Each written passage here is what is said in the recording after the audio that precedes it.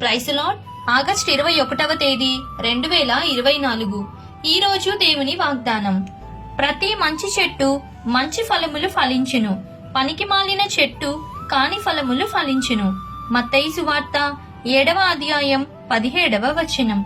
మన జీవితాల్లో స్వభావ సిద్ధంగా మనం పనికి మాలిన వారమై, కానీ మనం యేసయ్యతో సహవాసం చేస్తే, యేసయ్యతో అంటు కట్టబడితే ఫలిస్తాము.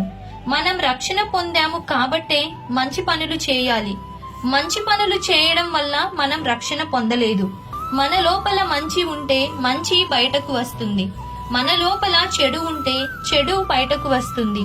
మనం లోపల ఏమై ఉన్నాము అనేది మన జీవితంలో కుదుపులు కష్టాలు వచ్చినప్పుడే మనకు తెలుస్తుంది.